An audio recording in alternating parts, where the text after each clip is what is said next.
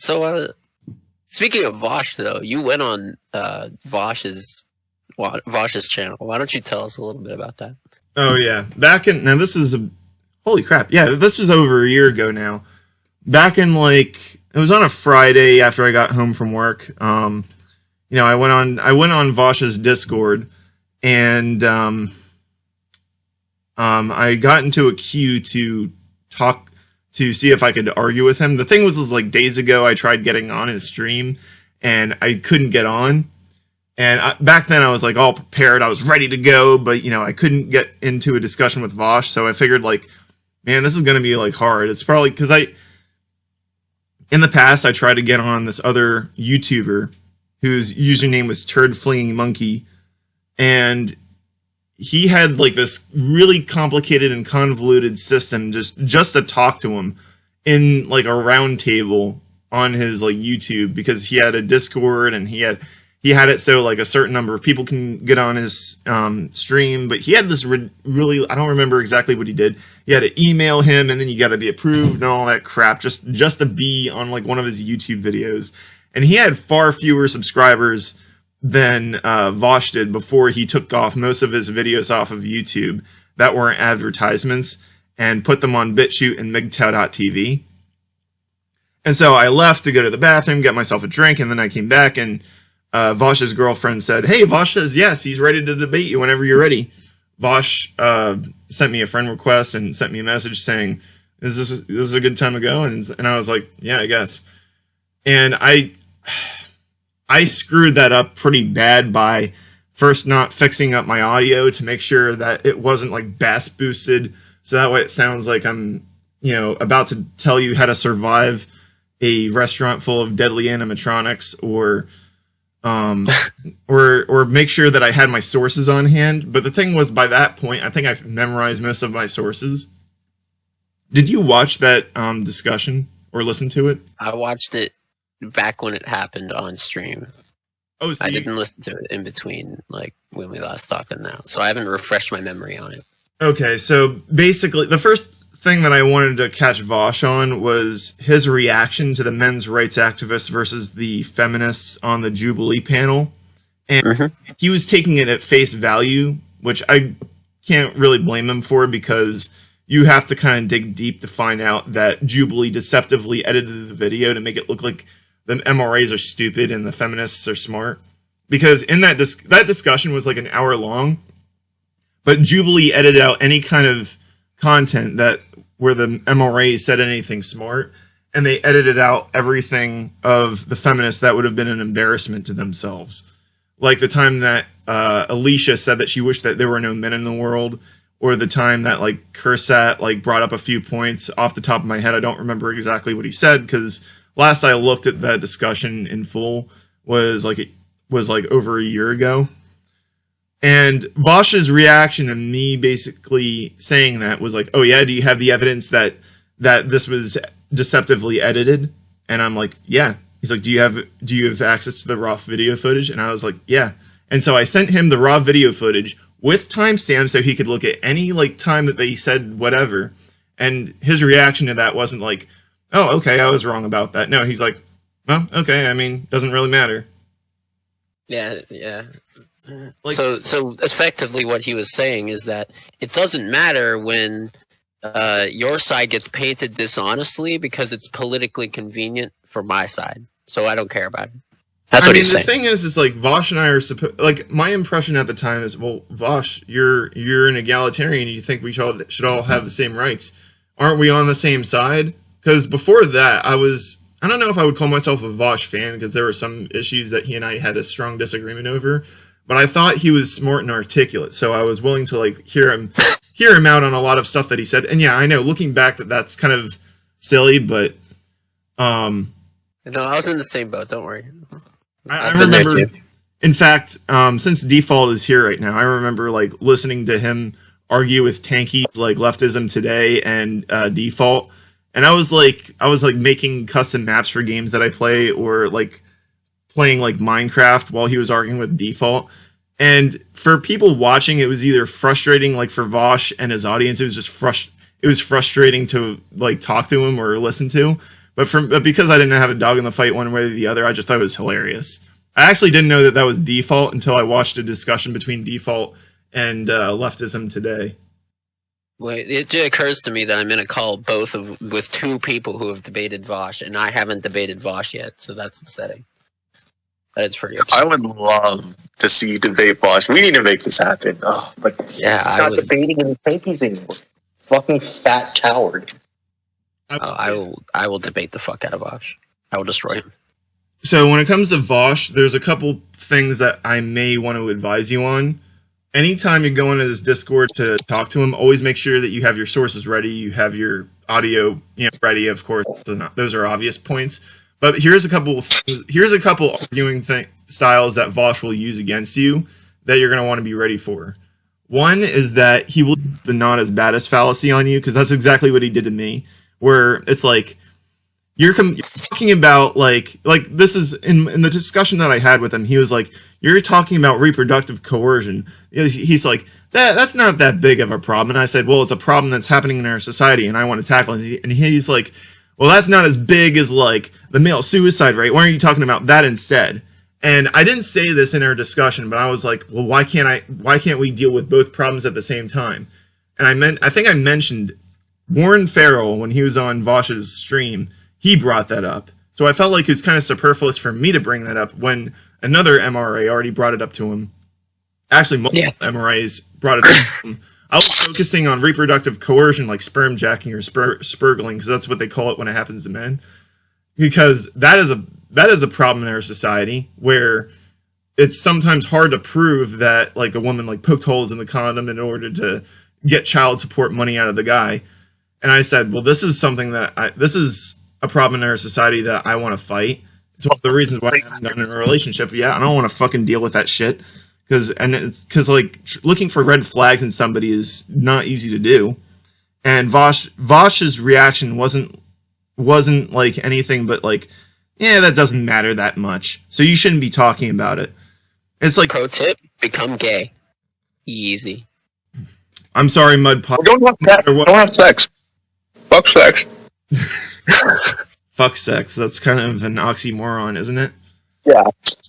But yeah, like I remember LT said something similar to what Mudpai said, and I'm like, I'm sorry, I don't know how to pray this straight away. I'm doomed to wanting to fuck biological women. Damn it. Well, I guess praying the straight away doesn't work when the religion that you grew up with is a straight male god that doesn't believe in homosexuality. We salute you for your struggles. Thank you. But yeah, like with Vaush, I think the thing that made me like stop watching him for the most part just had to do with just how unsympathetic he was to the pro Kyle Rittenhouse people. Now, this is probably another contention that you and I have, but like, no, I don't think we. Was that? I said I don't think we do. I'm pro Kyle Rittenhouse. Yeah, I think Kyle Rittenhouse was right. Because the thing is like rioters and looters destroying the livelihoods of the minorities that they pretend to give a shit about. And at first, Vaush was he seemed to kind of be like in favor of the people that were attacking Rittenhouse, saying that Rittenhouse, should. Because the thing is, even after Rittenhouse was exonerated, he was saying that he was like cheering on his cat for allegedly wanting Rittenhouse to be punished. And when people in his chat were saying things like, Rittenhouse shouldn't have been exonerated, Rittenhouse should be in jail, Rittenhouse, should have his family like endangered by rioters and looters, and Vaush's reaction was just so fucking pathetic. He's like, "Oh, come on, guys!" Like when it comes to like neo-Nazis, he bans those kind of people like that, like I would. But when it comes to people wishing harm on like Kyle Rittenhouse or his family or his supporters, he's like, "Oh, play nice." Yeah, it's very, very like a lot of the stuff. Like, a lot of how he views the world is, I think, what is politically convenient for me? And these people support me, so being nice to them is like convenient for my sub growth and shit. Like that's how I think he thinks about that. I mean, the thing is, like, I've banned people for like way less than that.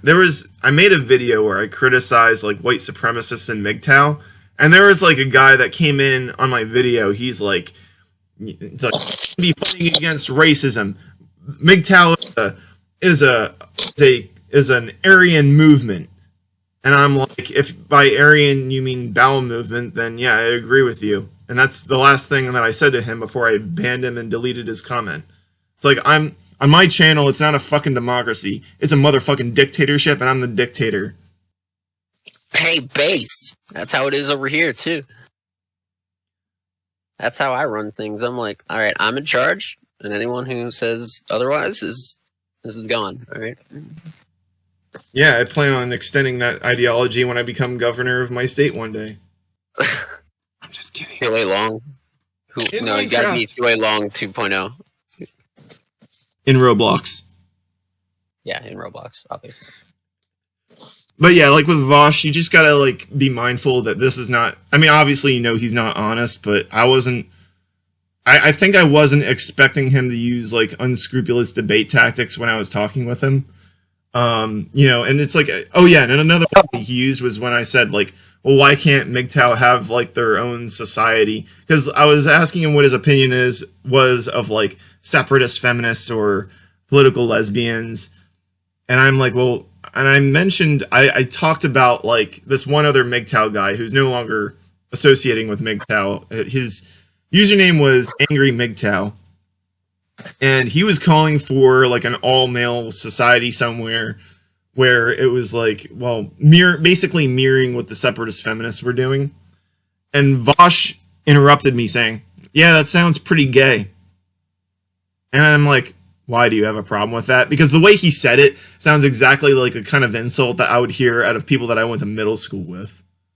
And yeah, saying it as if sometimes he does like the post-ironic stuff. It's like, oh, like he'll